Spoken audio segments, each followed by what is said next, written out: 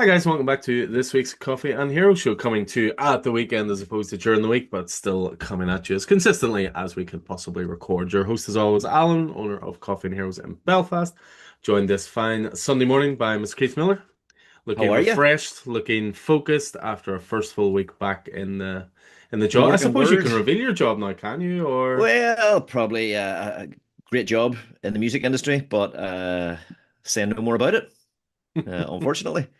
all we'll It's say is Keith has fallen into a rather great job, which is it's a nice thing to see in terms of karma. Be a good person, good things will happen to you. So, Thank you um, very much.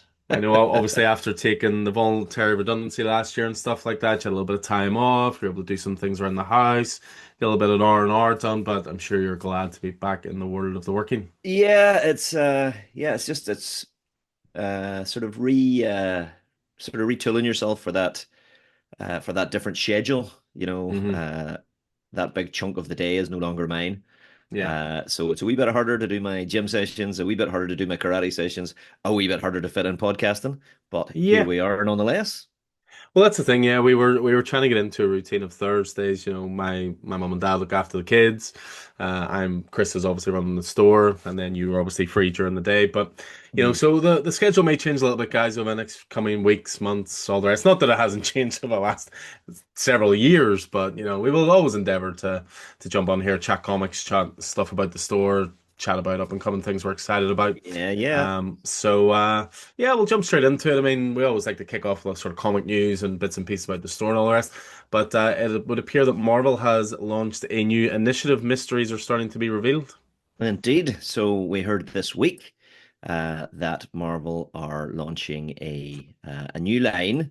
Obviously, they've just closed over their old alternative line. The Ultimate Universe is dead and gone, and with the Absolute Universe being so strong, obviously Marvel can't sit still. They need a little lab with which to play with their heroes, the same way as DC need a little lab to play with their heroes without doing anything with the cryogenically frozen heroes of the mainline universes. So they have announced the Midnight Universe. Now, uh, it seems to be a horror-based universe. It's got a superstar lineup of creators, and it kicks off in August with Midnight X-Men by Jonathan Hickman and Matteo Delafonte. Follows up, I think, with Midnight Fantastic Four by Ben Percy and Kev Walker, and then Midnight Spider-Man by Philip Kennedy Johnson and artist Cy Trunk. So, I mean, in terms of the creative teams, great. In terms of the characters, great. Uh, and it does seem to have a kind of a horror side to it. The X-Men are no longer fighting for acceptance; they hunger for blood. The Fantastic Four venture into the unknown, not to save the world, but to unleash terror upon it. And Spider-Man discovers that with great power comes something monstrous. Um, Sounds to me like the X-Men are going to be something vampiric.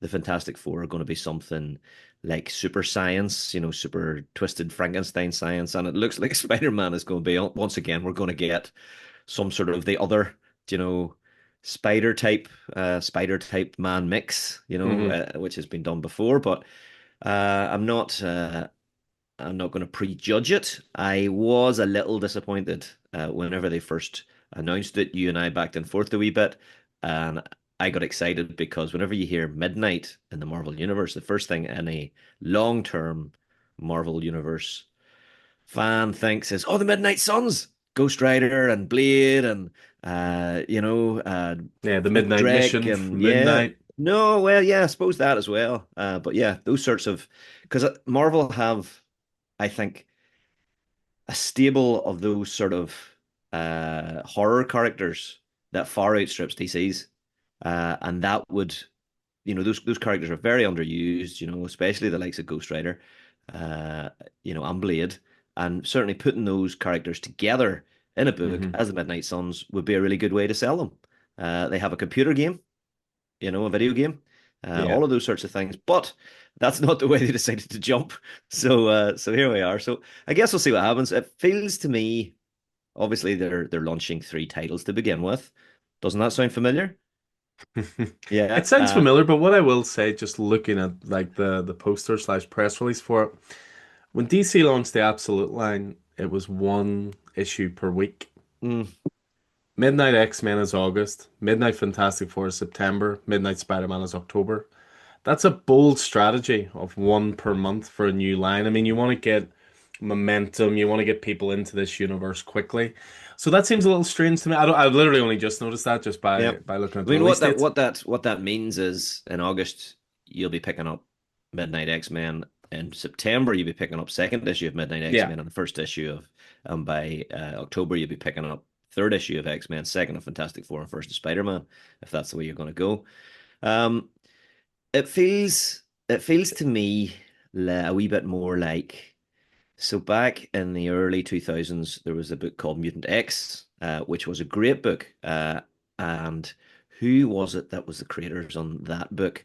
But the story was that during a battle, Havoc, Cyclops' brother, was thrown back was thrown into an alternate universe, a parallel dimension. It was Howard Mackey that wrote Ghost Rider, and the Mutant X universe was like a reimagination of 616, but in this continuum, Scott Summers was captured along with his parents by the Shi'ar, and only Alex escaped, allowing him to become the eventual leader of the X-Men.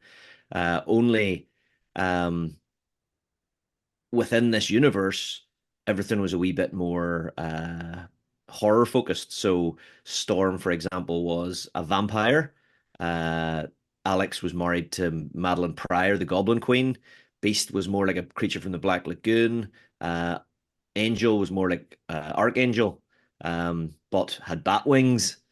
And there was something wrong with Iceman's powers. So they were like the six, and they were alternate versions of Havoc's friends, and he was trying not to let them know that he was actually the Havoc from the alternate universe inhabiting this universe's Havoc, Hmm. because he was quite scared of them, and they're quite, demon possessed creatures. So it feels a wee bit more like that. That's the sort of horror side of thing. But yeah, listen, I'm interested with that creative team. Yeah, Let's definitely see what the happens. creative team's selling it for me more than the sort of the outline or the gimmick or whatever. As I say, I find it a bit strange. I mean, when DC launched Absolute and they were doing the All In initiative at the same time, it felt like a bold swing. This seems like we'll dip our toes in and see if people like this. Like, Which is a big part of the Marvel's problem at the minute. We'll dip our yeah, toes in. We're that's what I not mean. committing And to anything. Yeah. with when DC launched it, I don't want to say it was going to make or break DC, but I mean, it could have went horribly wrong, and people might not Yeah. have flocked to it the way they did. But by taking a bold swing, they did attract a new audience, and Exactly. Yeah. they did it. And Exactly. you know, I understand using your key characters at the start. As much as similar to yourself, I would love Ghost Rider and Moon Knight and all this kind of stuff. Hmm. Maybe they don't have the brand recognition for launching this universe, so you launch it with Hmm. these guys. If people are interested in what they're doing, then you bring those characters in. Fully understand that. As I say, I find the release schedule very strange. Um, It's yeah, as you say. I mean, it's very dip in the. It's very, I don't know. yeah, It's but like when Marvel announced 5 issue miniseries. It's like we think you might like this, but yeah, we're but not going to commit to an we're not ongoing. quite Or sure, and that sort of marketing doesn't inspire people. So, yeah, that sort of, so I totally agree with you. Am I a wee bit sort of pissed off that they're not, rather than doing this alternate universe, that they're not just committing to solidifying their own universe, adding a Midnight Suns maxi series for 12 issues, and then hmm potentially another 12, and God forbid an actual ongoing. Yeah, I'm a bit pissed off about that, but it pisses me off in the same way as the Ultimate Universe pissed me off, in the same way as the Absolute Universe pisses me off, because while they're good stories, they're ways of effectively. So we know that our core characters at the big two are effectively frozen in carbonite. They're IP. They can't change. So they can't grow. They can't age. They can't change their status quo because they're IP. They're IP farms. Unfortunately, that's what they are now. But so what they do is they start these alternative universes in order that they can tell stories and grow the characters while still keeping those IPs frozen. And that's what they're doing here. You know what I mean? And that just annoys the hell out of me. I love that you will never change that. We're here discussing Marvel, but you'll still bring DC into it every time.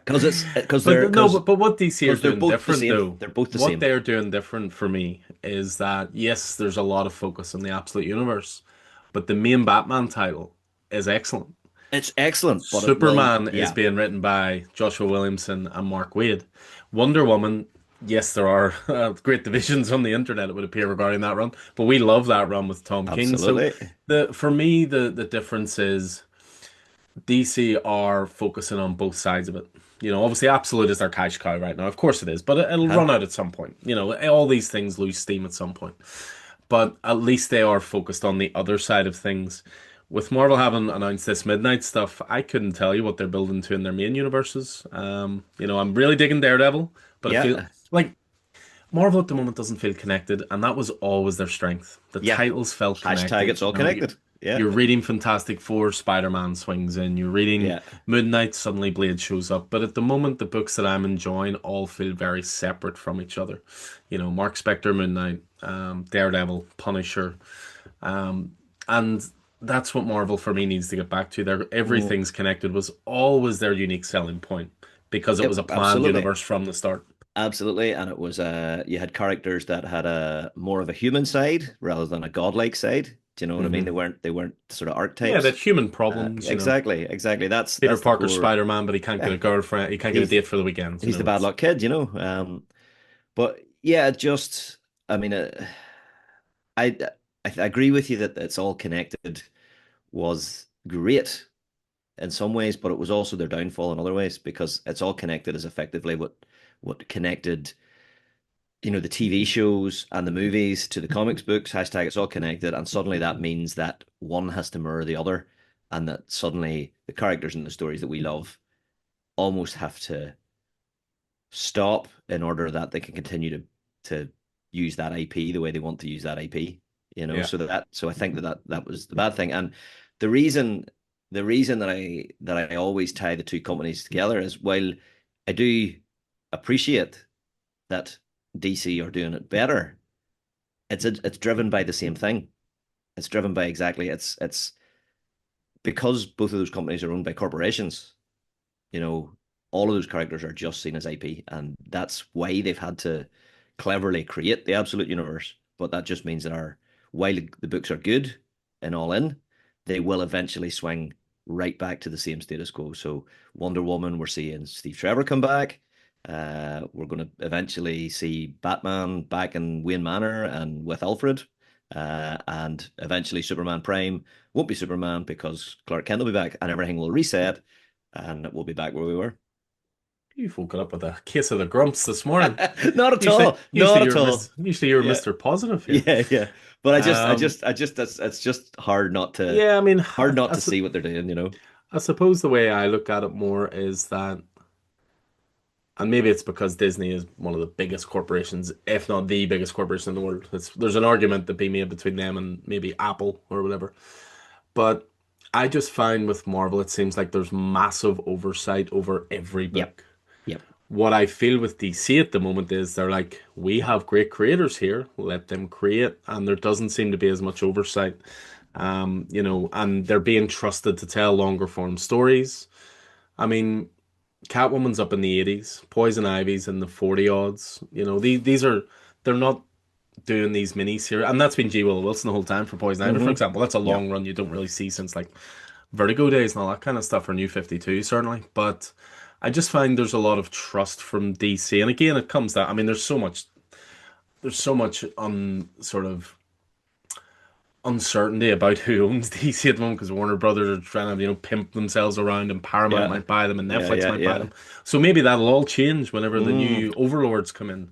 But Mm-hmm. just at the moment, for me, it just seems like creators at Marvel, you never hear them talk about we're being given all this freedom to do Well, what we yeah. want, this and Yeah, that. But you absolutely. do hear it from DC. You do. So I'm You just do. enjoying this moment. 100%. I And as totally long agree as with it'll you. Yeah. last, I don't know. But I'll I enjoy it totally while agree it's with on. you on that. Totally agree with you on that on the creative freedom, and that's one of the things that they've advertised here with this Midlight line that this is going to be creators doing books the way they want to do it. Let's see what happens. Yeah. You Well, know, fingers obviously, crossed. We'll certainly get more details on it over the yeah, coming months. Again, as I stated before, it doesn't really kick off until this August. So there's a couple of months from the mm, build to it. Hopefully to get interviews out there and get things explained and get people pumped for it essentially. exactly, So exactly. we shall see. But yeah, I mean, swinging it background just to the Absolute Universe quickly is that next week we'll see the release of Absolute Green Arrow #1 now. It comes out on Wednesday, the 20th of May. Brilliant creative team there. Pornsec Pichi Show writing. Of course, we love the good Asians so much. Yeah, buddy. Um, and Raphael Albuquerque on art, of course, American Vampire, Superman Unlimited, amongst many other things. And another sure sign that shows how well the Absolute Universe is growing. And it's not just Absolute Batman, which everyone obviously it's the spearhead, but it just shows that all the titles are doing well. The pre-order slash print run for Absolute Green Arrow 1 is bigger than it was for Absolute Ooh, Batman #1. right. Now, Absolute Batman 1 has, of course, went on to 11 printing, so I'm sure in the long term Batman will prove more successful. But it does show the comic stores are excited for Green Arrow, fans are excited for it. I mean, I've got as many pre-orders for Absolute Green Arrow as are on Absolute Superman. Yeah, So brilliant. if people are on Absolute stuff, they're really trusting that Yeah, line right now. And hopefully that's what happens with the Midnight stuff at launch as well, and people go, anything Midnight, stick it on my pull list. yeah, yeah. So really looking forward to it. I may have got a sneak peek, but Oh, have you? I don't want to give away too much. And just if I remember, I mean, I'm really looking forward to this. I love Green Arrow as a character. Excited for it. I wasn't, the last one I think was Catwoman, and I wasn't really terribly interested in that. But Catwoman, it comes out first week of June. uh, but Green Lantern is one I've always been interested in. And Green the Arrow, story has been, sorry, what did I say? Green Lantern, Green Arrow. Commander. Um, uh, the story has been that the original Oliver's dead, right? Isn't Yeah, he? so Oliver's body was dumped onto essentially the equivalent of the Legion of Doom's table Yeah. in Absolute Evil, and at that point, Absolute Green Arrow had been announced, so everybody was like, Definitely. Right? what's happening here?" But I Yeah. mean, you just look at the first line for Absolute Green Arrow: "A serial killer is slaughtering corrupt billionaires. The only clue to his identity is the mysterious green arrow sticking out of his victims' corpses." So, straight away there, That's fairly current. yeah. Yep, good Well, I stuff. mean, it's basically the byline for it is Absolute Green Arrow reimagines the Emerald Archer's mythos into a dangerous urban horror murder mystery by Eisner Award winners Pornsec Pichon and Raphael Albuquerque. Now, as I say, out next week. We have ordered big on it. We don't want people to be disappointed, not able to get their copies, so we have ordered massive on it. I mean, Brilliant. as I say, I think I've got about 65 people on it. I've got about 150 issues coming. And that's this coming New Comic Book Day. That's this coming new comic book day. Brilliant. That'll be the Wednesday, the 20th of May. So Brilliant. Good definitely stuff. keep an eye out for that. Another cool thing with the store, we just announced it a couple of days ago. We've got another signing event coming up, another creator signing. So that is going to be on Saturday, June the 13th, 1 o'clock to 4 o'clock, with the wonderful Danny Earls, who is very quickly becoming one of like the hottest artists in the industry. I always see someone's worth very quickly on when I put it out in social media by who likes the post. Right? When I put this up about Danny Earls, Jim Zub liked the post. Phil Ah, Kennedy Johnson liked the post. Dev Pramanik liked the post. Bram V liked the post. All these creators were like, "This is great to see," because they want to see Danny do it. He's such a nice bloke. I had the pleasure of meeting him with Philip Kennedy Johnson after the signing last time. One of the reasons we're getting him in, other than the fact he is uber talented, is that he has a new book coming out at the end of this month. It's going to be his first proper ongoing project. He did a couple of fill-in issues of Infernal Hulk with Philip Kennedy Johnson, hence why their friendship came along. And he's done the odd issue here, the odd issue there, loads of covers. But this is the first book he's done a proper ongoing, which is Superman, okay. Father of Tomorrow. And Yes. yeah, so it's Kenny Porter writing it. So I interviewed him a couple of weeks ago. Definitely check that out on the feed if you haven't already. This book looks fantastic. I've already got the first two issues in PDFs. They sent us a forward of that. But we've got plenty of issues ordered for that for the day. We've got plenty of his previous variants ordered we'll have in on the day. Just all around great guy. Really recommend coming to see him. And a Brilliant. really inspirational story, actually. It still astounds me that he used to be a professional football player. He literally played in the same league as David Beckham over in America. And but he always loved comics, and he basically sat down and was like, "I'm going to teach myself this discipline." And as I say, he's very, very in demand at the moment. He's already got, I think he's been brought into the Spawn universe as well. He's going to be taking over one of those titles. Todd McFarlane knows how to spot an artist. I think that's pretty clear. Hmm. So, pardon me. Yeah, so obviously bring your own comics, of course, on the day if you've got stuff from 'em. But we'll have plenty of stuff on the day as well. And it's nice to get a signing in for June. We always like to try and do one in June, as 1st of June is always our anniversary. This year it'll be 9 years open. So, Wow. yeah, 2017 is when we opened. So Brilliant. it's nice to hit that touchstone, and it's always nice to celebrate it with a signing as well. So yeah, definitely keep an eye out for that, guys. On the other side of Brilliant. things, I know you wanted to talk a little bit of TV. Yeah, Daredevil Born Again season 2 finished. I finally got caught up on it. What a stellar series and a stellar end to the series. Really action packed, really relevant. I don't want to say too much because I know you haven't watched it yet. Yeah, as discussed But before, when you've little kiddies running around the place, you can't really watch it in front of them. yeah, yeah, yeah, So absolutely. we'll get there. We'll hopefully get there in the next week or so. So yeah, it was just all of the actors were just phenomenal. It was just high intensity stuff, as I say, really really relevant. Kind of sort of cast back to whenever that whole riot at the White House a couple of years ago, where the Trumpites sort of tried to invade. There was a wee bit of a callback to that. I say Hmm. great action, great characters, and just a really fantastic end, and sticks quite closely to some of the stuff that we know from the source material. I'll be really interested to see where season 3 goes. That'll be really interesting. Yeah, I know they've already started filming it, so it's Mm, definitely a go. I mean, we've loved Daredevil since the Dan or that debuted on Netflix all those years ago, and it was just great when Disney first came in and obviously took over all the Netflix catalog. You thought, are they going to try and change this up? But to their credit, by and large, the tone has remained the same. mm, There's been great consistency across it, and bringing back of some of the other characters as well. So yeah, no, yeah. I'm looking forward to finishing it. It's just again, just sometimes finding the Have time. not uh, have not had a chance to watch Punisher Last Kill Was yet. there one last kill? Yeah, so gonna maybe watch that during the week. I noticed that John Bernthal's just dropping one shots left, right, and center. Yeah. Um, but the bear one He shot as well. So must be a comic fan. He understands the power of the one shot. anyway, So. speaking of comics and comic fans, what did we pick up this week that we're really excited Well, for? I mean, I suppose I should lead the way by first of all saying this week's delivery arrived at 11 a.m. on a Monday morning. It was glorious. It was pull lists done. It was graphic novels bagged and priced. It was variants labeled by 3 o'clock on the Tuesday. So I was able to record videos for the store, put stuff out on TikTok, put stuff out on social It's media. been a while. It has. I mean, it's just priority's always sorting the stock, but it is frustrating because the world we live in now, a lot of people genuinely do depend on those to go, is this out? Is this out? Is this out? I always tend to get a million messages.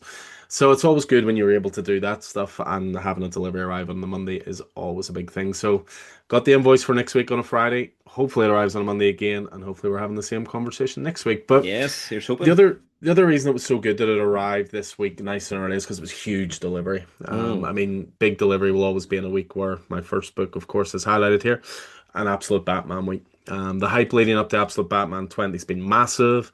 Obviously, issue 19 ended with, the Robins sort of assembling almost, if you will.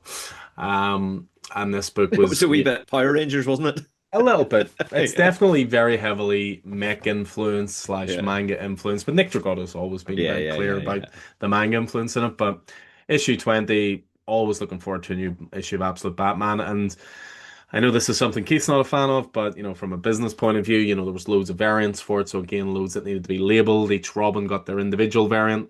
Unsurprisingly, Jason Todd sold the best because Jason Hmm. Todd fans are a different breed and just starved of content for that boy. But the Dick Grayson one was popular as well. even though, and I hate to admit this, I thought the nicest variant was the Tim Drake one, because that was Are Javier you okay? Rodriguez. Are you? Did that I, just come out of your mouth? Are you okay? I can hold my hands And up when I mean, it he's. is absolute Tim Drake, so it's not the same thing. It is, they might even make him interesting. We'll see. That would be the real Okay, miracle here. there you go. You got So, your dig in. You got your dig in. but yeah, 20, same original creative team. Scott Snyder, Nick Dragotta, introducing the Robins, more stuff with Scarecrow, and more fallout from that big death in issue 19. So yeah, really, really looking forward to that. Also on the DC side of things, I mean, a title that sort of came out a little bit out of nowhere, but has spun out of Batman. Barbara Gordon Breakout, #1. Yeah. Mariko Tamaki is writing. It's a Mankai no Halopen on art, and it just follows directly from the end of Batman #9.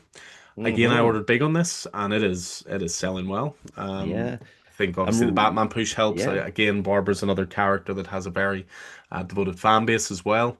And again, got a sneak peek at it. I think it looks really, really good. Yeah. I'm really looking forward to this one, I have to say. So yeah, that's definitely the top two for me. I mean, sticking with DC, Bleeding Hearts issue 4 this week. Again, a Vertigo book that started a little slowly for me, but has really come on leaps and bounds. By issue 4, it's Dennis Camp writing, it's Stipian Morian on art. They did a book years ago together, 20th Century Men. And yeah, I always pitch it to people, it's The Walking Dead, but from the zombies' point of view. And a zombie with a heart of gold and a zombie that is losing its thirst for human flesh, and therefore wants to help humans instead of eat them. So it's a really, really cool idea, and they're knocking that out of the park. And then just one last one from me is actually from Oni Press. It's a book called Destination Kill. It's a writer artist called Joe Palmer. Very big vibes of Judge Dredd / 2000 AD in it. Oh, Very totalitarian government feelings to it. you know, a really, really good book. Reminds me of 1984 a little bit as well. So yeah, really, really good one. It's already went back to second print, so I've made sure to order some more in because I think it's Only Press are not exactly a company known for loads of advertising and awareness of titles and stuff like that. So hopefully positive word of mouth's a big thing, and therefore people come to it. You want to make sure you have those second prints. So yeah, those are definitely my top four from this week. cool. For me, then, I'm going to kick off with one that I think is probably getting lost in the noise of all the Marvel negativity. And that is Iron Man #5 by Joshua Williamson and Carnero on art. But I know you're on this one for I'm Yep. not an Iron Man fan, but I mean, this has been great stuff. I'll shock you even more, Keith. You know what I sat and watched yesterday? Tell me what. Iron Man 1. Great movie. Um, but Better than I remember. Better than I yeah, remember. yeah, yeah, yeah. I mean, it kicked the whole thing off, like so. We've got a lot to be thankful Oh, for. it's important, so it'll never be in doubt. But Yeah. it was a better movie than I remembered. All right. But yeah, this series has been phenomenal. Been really enjoying it. They've really nailed Tony Stark's character. I always love seeing the Fixer and things since his days of the Thunderbolts, and classic Iron Man villains, AIM and Madam Mask. So really enjoying that. Um, Geiger #23. Um, counter to everything I was saying about characters in the big two, mainline universes being sort of locked in carbonite and not really able to change.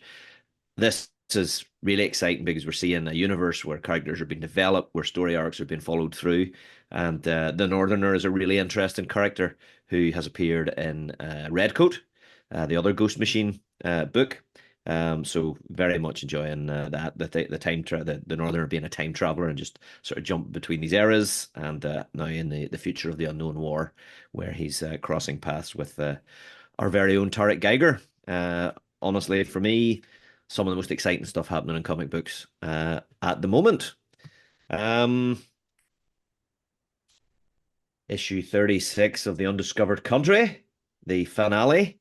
Really looking I would forward be to that. curious to see how far back we need to go in our podcast feed for when we recommended issue 1 of that. Yeah, I know, absolutely. It's been quite a long time, hasn't It it? has. It's been a bit of a stifled release, but I haven't finished yet. I'm about 10 issues behind. I decided to wait until it was done, so I'm Yeah, gonna absolutely. be I can jumping into understand this over that. the weekend. I can understand that.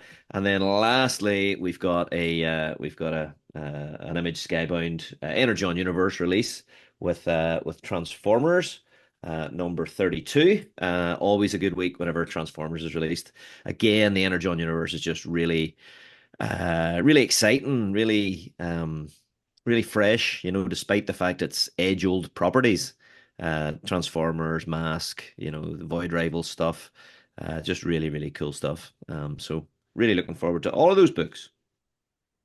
Yeah, it was a strong week in general. There was some really good trades and hardcovers and different editions and stuff as well. Mm. So yeah, it was a really strong week for releases this week in general, and we saw that reflected in the store being nice and busy on New Comic Book Day and beyond. I mean, going back over sort of previous weeks and previous releases, there's definitely been some great stuff over the last week or two that I've really very much enjoyed. I mean, obviously, was talking there about Barbara Gordon Breakout #1. That spun out of the events of Batman #9. Matt Fraction continuing to do some great stuff with Batman.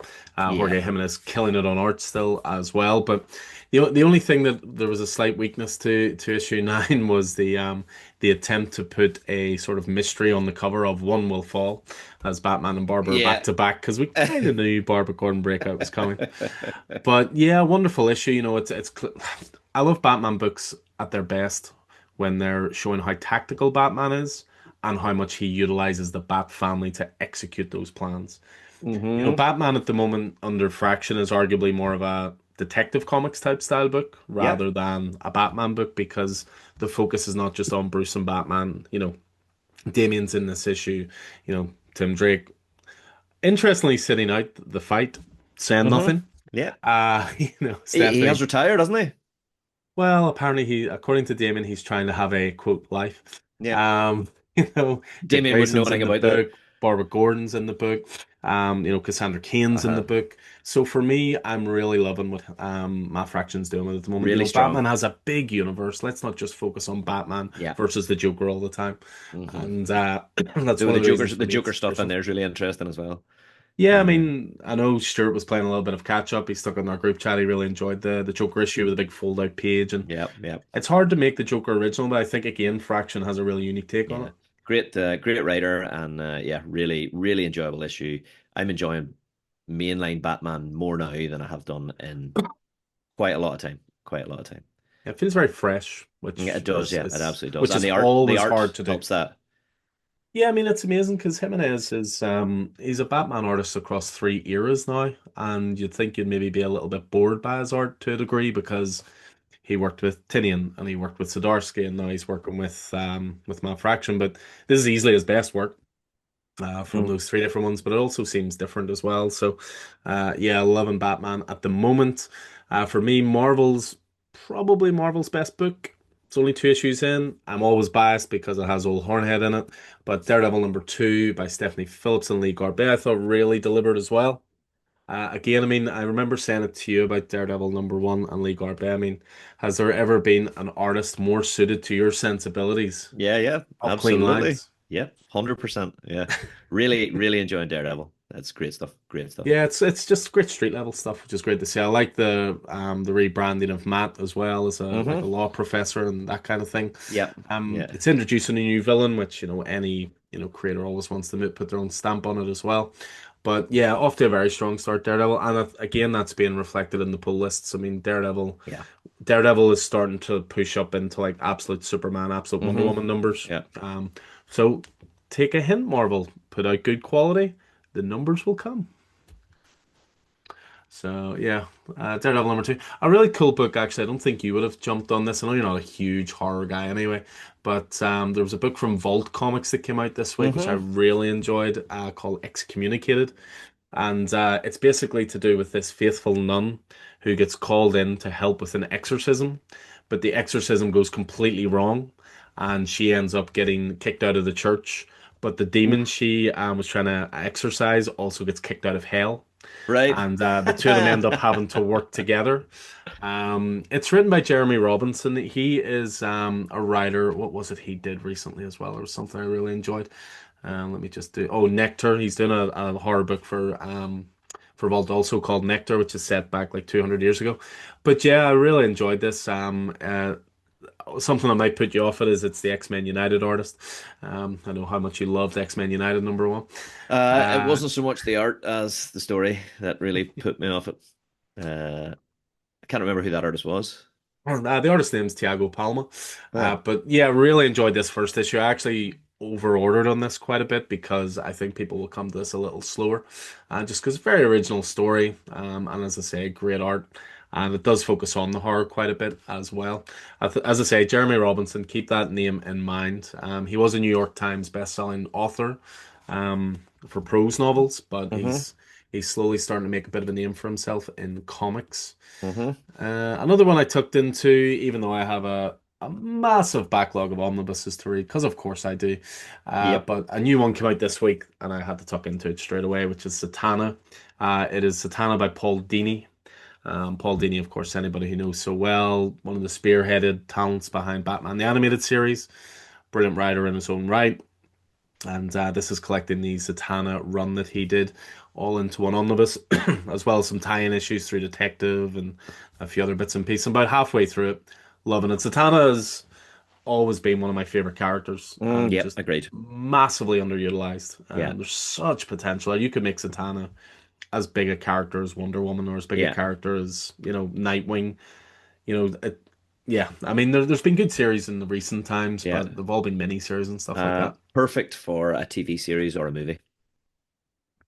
Very much so. And just think of the rotating, Yeah. list of guest characters you can have, And your you know, Constantines, your Swamp Things, yeah, yeah. that's the I mean, yes, Zatanna could very much head up a mystic horror version of the that corner of the DC universe for sure. Um but yeah, I'm thinking about the sort of magic order stuff you could do. Yeah. That would very, very cool. Very cool. Yeah, Zatanna's a brilliant character and some of the Untapped potential. So much yeah, untapped potential there. yeah, absolutely. And then the last one I'm going to throw in is a little bit of a controversial one, but we need to talk about it. It's the Batman Second Night hardcover hit last week. And for anybody who doesn't know, so the Batman, it came out first of all first night, written by Dan Jurgens, art by Mike Perkins. We obviously had Mike in the store Yeah. for a signing not long after it come out. And second night is the follow up to that. It's Batman Yeah. back in like the 1940s. Set at the very No start of his original crime fighting career. career, It's absolutely. that sort of post World War One, pre World War Two era. Batman's very much street level, as is Superman. Yeah. So it's for me just the best Bat book that's been released in ages. Well, the reason it's so controversial, as I say, is because we're Yeah. still waiting on issue threes coming in. Hmm. There was a mess up with the printers. They printed their cover Bs as cover As, their cover As cover Bs. It's apparently being sorted in some way. But I have a lot of people still waiting for their copies of issue three. And then there's the hardcover sitting there, which has one, two, and three in it. Yeah. Um, they did send us one or two copies. So the fairest way I could do it was to, you know, pass them on to customers in order of who signed up for it. So Keith was one of the first. So he is in the privileged position of having an issue three, and I believe you finished it off as well. I did indeed. Yeah, absolutely. Thank you for that. I do appreciate that. It was nice to grab that finally, so we can talk about it. But yeah, it's an absolutely stellar finish too. First night was 3 issues. Second night was 3 issues. It's the big sort of magazine size, square bound, loads of pages, fantastic art, just beautifully. I mean, I think that's the reason I love it so much. It has Batman as a pulp hero, and of course, pulp heroes are one of my weaknesses. Yeah. Yeah, So you can yeah, imagine the Shadow or the Phantom jumping yeah, into this book. exactly. So yeah, it was just great, strong finish. Looks like that could be the end. Second night could be the Well, there's talk. I saw Mike put out on social media about if second night sells well, they have a third night. They would like to do and a possible Superman spin-off book they would like to do. yeah, brilliant. So, like he told me about the trilogy when he was over for the signing. Obviously, Yeah, that was well in advance of number two coming out. But obviously, if the hardcover sells well, it's not helping that they botched the release of the third yeah, issue, yeah, absolutely no. which maybe puts a bit of ill will towards the book. But Mm, that's totally out of the creative's hands, yeah, I and mean shouldn't be the held to account for quality that. the quality of the book absolutely rises above any potential shipping issues. Like it's It's absolutely brilliant. Perfect. So yeah, those were some of the ones that I enjoyed. Certainly. What about yourself? What stood out for you? Well, I weirdly, while I've got a couple of indies in there, this felt like a big Marvel week for me, and it feels like, as I say, despite the fact there's a lot of negativity about the company and about, some of the releases, I think there's an awful lot of good stuff that is being overshadowed by that noise. We know how the internet can be. They'll talk Mm. about the negative rather than talk about the positive. Always. One of the lines that's been getting a lot of hate is X-Men. But I gotta say, X-Men 29 by McKay and Diaz, which is the fourth part of the Danger Room arc, just felt like absolutely classic X-Men. McKay knows how to write X-Men now. It's not the classic team. We have part of the team in danger from Maxine Beyond of Spider-Man's Beyond Corporation. Hmm. Um, been in this undersea sort of thing. Beast trying to save them with his smarts. We have a couple of the younger X-Men going into the town in search of revenge after Herman Glob was shot in an anti-mutant attack. And then we have Psylocke and Zorn and Greycrow, who was one of the former Marauders, sort of on another mission. It just feels like real classic X-Men, real classic balancing of three stories going on at the same time, and that was always really the strength of even Claremont's X-Men. Hmm. You had maybe two or three different things going on at the same time. Felt really good, looks really good. Again, I think it's been lost in an awful lot of that negativity or this call for, oh, the X-Men needs to go back to the five original characters or any of that nonsense. But yeah, so really, really enjoyable, really enjoyable. For me, second, can't be missed. Conan the Barbarian, number 30. Get the Uh, bingo cards out, people. yeah, absolutely. This is the second issue or the third issue that involves the Son of the Tooth, who is an assassin who's after Conan, trying to kill him. So has the Son of the Tooth tracking Conan down and following him and trying to figure out who his quarry is and all of that. We obviously saw the Son of the Tooth's full origin in the previous issue. And this ends with him going toe to toe with Conan finally, and it looks like it's going to be a battle for the edges. So this was really, really interesting. Um, Let me see. Another good one. Another favorite of ours from the Something is Killing the Children universe. The first issue of The Fall of the House of Slaughter, a miniseries set in the Something is Killing the Children universe. Tate Bromble, who was on the House of Slaughter book, James Tynion, obviously the creator, and then the artists sort of involved. So this has the as the old dragon of the House of Slaughter enters his final days. Cecilia and the other heads gather to determine who his successor should be. And so you got all the politics of the House and the Order preparing for a new legacy to begin, and the conflict that will no doubt turn really nasty. And then, of course, the sideline of Cecilia has convinced the others that Erica Slaughter is dead, and the old dragon is asking for Erica. So just really, really cool stuff. Very enjoyable. And then lastly, um, on the X-Men side, I did really enjoy the latest issue of the Cyclops miniseries. But another example of, you always hear, oh, Fantastic Four's not been written right, Ryan North. To my mind, Ryan North is writing the best Fantastic Four that's been written in years. It feels like the Imagineers of the Marvel Universe. So Fantastic Four number 10, we have the end of an arc where an alternate reality Invisible Woman who has finally come into her full power and has slaughtered her entire world as a result of accidentally, and then she's removed the part of her brain that allows her to feel that, and she's just effectively become a universal serial killer. So the heroes of the Marvel universe unite with the Fantastic Four to try and take down Sue Storm, the Invincible Woman. So that's been a cool arc. Let me see. Lastly, but not leastly, um, another Marvel one. Really enjoying what Joe Kelly has been doing with Spider-Man over the past few months. I think this is number 28, Joe Kelly and Corey Smith. Great arc. We have Peter swinging around New York, trying to close a loop that was created during whose run was it? The Eight Deaths of Spider-Man. It was It's the Joe end of the Kelly as last. well. Yeah, was it Joe Kelly? So he's trying to close a time loop, but in the process, he gets stuck doing two or three different things. Can't quite get there in time. Aunt May's involved. It's just really cool stuff. This is the stuff that Death Spiral interrupted a wee bit. So really glad to be back on the line as Peter starts to try and gather his life back together. But again, let's say it's very easy to be negative about these things whenever you're not reading them. Whenever you're too busy crying about Peter not being married to Mary Jane, you're missing just some great stuff. Yeah, you do wonder how many people do complain about it actually are reading it, Exactly. or just going off of internet memes, or Yeah. negative YouTube channels. Negative YouTube channels. You know who I'm talking about.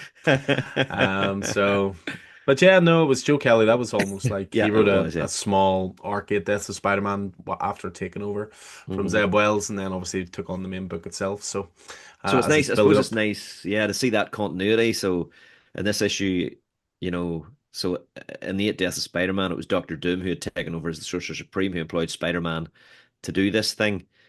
And during that, there was a time loop created, and he had to close that. So it's Doctor Strange pops up and goes, "Here, Peter." So there's a continuity there, which is, as you Hmm. say, it's just nice to see continuity being observed, I think. Yeah, no, absolutely. Um, So yeah, so plenty of great stuff over the last week, as we say, plenty of great stuff to look forward to over the next week or two as well. Yeah, yeah. Again, just keep in mind that signing will be going fully, full steam ahead with the advertising for that. Posters, leaflets are all on the way. Plenty of social media reminders and all the rest. But yeah, that will be a free signing with Danny Earls on Saturday, the 13th of June in store. So Lovely. yeah, we are going to leave it there on this Sunday afternoon. Hope you're all well out there in Comic Land. I'll hopefully see you in the store throughout the week. As I said, it's another big week coming. Definitely absolute Green Arrow, keep in mind, but tons of great stuff coming out this week as well. So yeah, hopefully see you guys in store, and of course, see your fine self in store. Yeah, absolutely. Hopefully, be able to slip away and get in at some point on during the week and pick up my new pulls. See you, good self. Excellent. Look forward to seeing you. Take it easy. Take care. Bye bye.